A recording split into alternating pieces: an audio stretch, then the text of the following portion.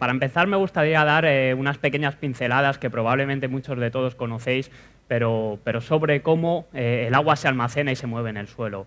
Como bien sabéis, el suelo actúa como un reservorio de agua, quedándose siempre el agua almacenada en los poros del suelo. De esta forma podemos distinguir entre dos tipos de agua. El agua que veríamos en la parte de abajo de la figura, la que se denominaría zona saturada, donde todos los poros del suelo se encuentran completamente anegados o inundados de agua, es decir, no hay aire. Y una parte superior, denominada zona no saturada o zona verdosa, donde los poros del suelo estarán en parte ocupados por agua, pero en parte ocupados por aire. Desde el punto de vista agronómico, esta es la parte más interesante, porque son allí donde las plantas van a captar el agua para los procesos de evapotranspiración y además de realizar toda la captación de nutrientes. El límite entre ambas partes se denomina capa freática. Bueno, en Argentina creo que le utilizáis el nombre de napa freática, ¿verdad? ¿Qué pasa? Que al igual que todos hemos oído hablar de este ciclo del agua a nivel global, si nos fijamos a nivel del suelo podemos también hablar de una especie de ciclo del agua, una especie de balance hídrico, donde las entradas, por lo general por precipitación o por riego, en el caso de que estemos en una zona de riego, entrarán al suelo y ese agua quedará almacenada en esta zona no saturada. Cuando este agua o el volumen exceda la capacidad de almacenaje del suelo, por la gravedad se moverá hacia abajo, hacia la zona saturada. De igual forma, cuando un evento de precipitación o cuando un evento de riego es superior a la capacidad de infiltración del terreno, este agua va a escurrir por superficie pasando a ríos y a lagos. En condiciones normales, en condiciones naturales y a largo plazo, un balance de agua se encuentra en equilibrio. Las entradas van a ser siempre iguales a las salidas.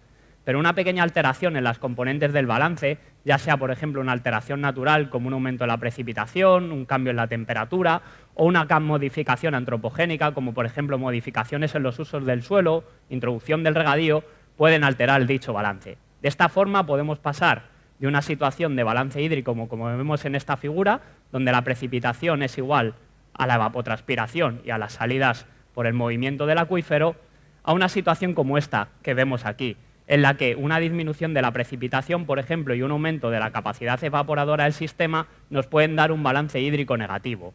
En este caso, por ejemplo, teniendo en cuenta una porosidad del 10% del suelo, es decir, un suelo en el que caben 100 litros por cada metro cúbico de suelo, tendríamos con un balance negativo de agua de unos 30 milímetros, 30 litros por metro cuadrado, que la napa freática, el nivel freático descendería hasta 30 centímetros. Esta sería una situación de escasez hídrica. Pero puede ocurrir justo lo contrario, que con un aumento de la precipitación o una disminución de la evapotranspiración, el balance sea positivo y tengamos, por tanto, un aumento de la capa freática. En este caso, un balance positivo, por ejemplo, de 30 milímetros, podría producir en este tipo de suelo un ascenso de la capa freática de hasta 30 centímetros, teniendo una situación de excedente hídrico. Si esto ocurre a largo plazo, podemos llegar a tener problemas por un ascenso constante de la capa freática que se puede acercar demasiado a la superficie. De esta forma, los excedentes hídricos a largo plazo pueden dar lugar a problemas de anegamiento, que significan o que son una condición de la Tierra en la que el perfil se encuentra completamente saturado. Los anegamientos pueden ser temporales o pueden ser permanentes y van a provocar, por ejemplo, una disminución del oxígeno en el suelo, la reducción de la temperatura, procesos de salinización, inhibición de la actividad bacteriana o de nitrificación, como por ejemplo perdiendo el nitrógeno que puede estar almacenado en el suelo como procesos anaerobios. Pero ¿cuál es la consecuencia de todo esto? Pues la principal consecuencia es que estos problemas de anegamiento pueden trascender en una disminución importante de los rendimientos o incluso la pérdida de cultivos o superficies cultivables. Y en muchos casos incluso van a impedir que se puedan hacer labores agrícolas como la plantación o la recolección. Pero ¿qué soluciones podemos implementar a esto de los excedentes hídricos y al anegamiento? Bueno, existen diversos tipos de soluciones. Una de ellas, muy utilizado, es el drenaje tradicional, la construcción de infraestructuras de drenaje.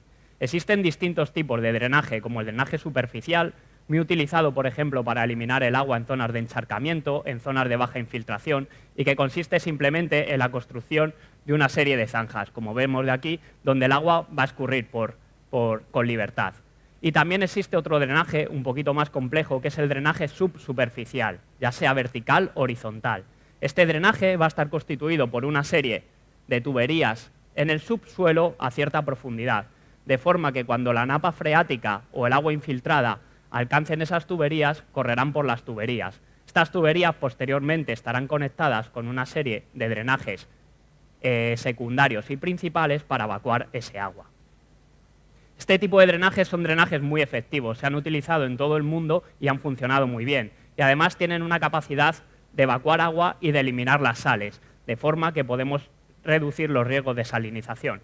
Pero por otro lado, tienen un elevado coste de instalación, de mantenimiento y de operación. Además, esta acumulación de toda la contaminación o de todos los drenajes del suelo en un punto concreto de vertido puede tener graves consecuencias ambientales. Un ejemplo muy claro de drenaje a gran escala es el realizado en Egipto. Simplemente por poneros en contexto, como todos sabemos, en Egipto la zona agrícola más importante desde los antiguos egipcios era el delta del Nilo. Este delta se aprovechaba la anegación o la inundación anual que producía el Nilo, de forma que traía nutrientes y agua. Pero en el año 1960 se construye la denominada presa alta de Asuán, una gran presa que genera el lago Nasser, gigante de unos 500 kilómetros de largo y 10 kilómetros de ancho, y además un total de unas 3,5 a 4 millones de hectáreas de regadío asociadas a esta presa. Esta presa tuvo unas consecuencias muy positivas y las sigue teniendo, y es que permite en un país como Egipto, con una precipitación de entre 0 y 50 milímetros al año, producir hasta 3 cosechas en regadío al año, con el consecuente impacto socioeconómico. Pero por otro lado generó un gran problema, y es que en un país tan seco se comenzó a producir un ascenso rápido de la napa freática, poniendo en riesgo parte de los cultivos. De esta forma se creó un programa a nivel estatal para establecer un total de 3,5 millones de hectáreas de drenajes que todavía se siguen construyendo, aunque están ya más o menos finalizados. Los costes fueron asumidos por el gobierno, pero los productores y los agricultores tienen que pagar una tasa anual para al final producir esta recuperación de los costes. Otra posible solución al drenaje tradicional, a las grandes infraestructuras, puede ser, por ejemplo, el biodrenaje. El biodrenaje es la utilización de especies vegetales, por lo general arbóreas, aunque también se pueden plantear otros tipos de especies vegetales, para incrementar la tasa de evapotranspiración de una zona, mediante la transpiración propia de la planta, pero también gracias a la interceptación que hace del agua de lluvia, y controlar de esta forma los ascensos de la capa freática. Para desarrollar una solución de biodrenaje es muy importante diseñar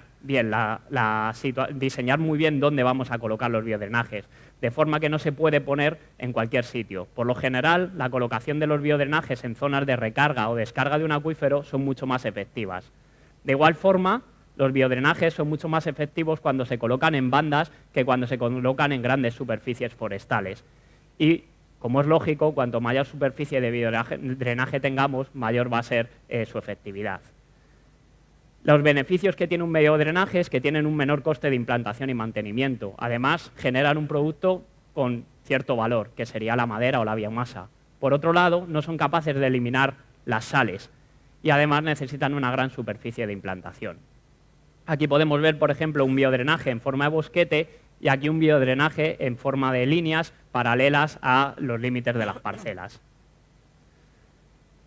En esta diapositiva quería mostraros un poco una simulación que se realizó para ver en el municipio de Peguajó, en Argentina, el efecto que tendría la reforestación o forestación de pastizales y zonas marginales en 3 escenarios de cambio climático. Para ello se utilizó un modelo matemático, en este caso se denominaba SYNCHRO, que permite hacer un balance de agua y establecer las relaciones entre el agua superficial y el agua subterránea, y se simuló la utilización del eucalipto como una especie forestal, puesto que es un gran consumidor de agua y además tiene raíces muy profundas. Los principales resultados, simulando distintos escenarios de reforestación, de ninguna reforestación, reforestando el 25% de zonas marginales y el 50%, fueron que en todos los casos, e incluso con el cambio climático, aumento de temperatura y de precipitación, se veía que el incremento de la superficie forestal podía producir una reducción significativa de los caudales en el río y también un control del ascenso de la capa freática, tanto en el escenario actual como en el escenario de cambio climático. Otra posible solución, más allá del biodrenaje o del drenaje tradicional, puede ser el manejo de las componentes del ciclo del agua. Por ahora, aunque hay gente trabajando en ello, no somos capaces de manejar la precipitación, pero sí podemos actuar sobre la evapotranspiración, de forma que mediante el manejo del uso del suelo o la modificación de rotaciones de cultivo podemos ser capaces de aumentar la capacidad de evaporación de un sistema, de una superficie o de una región. Así, por ejemplo, podemos ver cómo un monocultivo de soja puede tener una capacidad de evaporación de unos 480, 490 milímetros al año, sin tener en cuenta el tiempo que no se encuentra en cobertura, que serían como unos 100, 120 milímetros más. En el caso del maíz, podríamos tener una capacidad de evaporador un poquito mayor. Si pasamos, por ejemplo, una rotación más intensiva, de un maíz más soja a un maíz más trigo, de un trigo más soja a un trigo más maíz, tenemos una capacidad evaporadora del sistema mucho mayor, aunque esto no significa que se pueda hacer en todas las ocasiones. Si volvemos a las pasturas tradicionales, vemos que la capacidad del pastizal de evaporar también es muy elevada. Pero podríamos llegar a una situación combinada en la que una gran región se pongan de acuerdo los agricultores, los productores, para modificar los usos del suelo. Bueno, pues vemos que desde el punto de vista del cálculo está claro que los números serían mucho más interesantes, porque podríamos tener un sistema económicamente rentable posiblemente y también con una mayor capacidad evaporativa. Pero para implementar este tipo de soluciones es imprescindible entender los problemas y sus posibles consecuencias. Para ello, por ejemplo, se pueden utilizar modelos matemáticos, los cuales nos van a permitir evaluar distintos escenarios de usos del suelo y también de cambio climático. Pero también realizar una evaluación socioeconómica, porque no podemos plantear una modificación de usos del suelo si esto no es rentable para los productores. También sería bueno mejorar el conocimiento y las componentes y medición del balance, por ejemplo, medir la evapotranspiración mediante teledetección, puesto que normalmente se hace simplemente mediante un balance. Y, cómo no, mejorar la predicción climática para tomar decisiones tanto a corto como medio plazo, para tomar decisiones, por ejemplo, en prácticas agrícolas, pero también a largo plazo, para tomar decisiones para el cambio climático. Todo esto puede ser o puede empezar a realizarse gracias al concepto también de Smart Climate Agriculture, que es la agricultura climáticamente inteligente. Es decir, predicciones cada vez mejores del clima nos van a poder permitir tomar decisiones a medio y corto plazo en función del clima que creamos que van a venir y, por tanto, tomar, por ejemplo, decisiones en cuanto a qué tipo de rotaciones podemos utilizar cada año.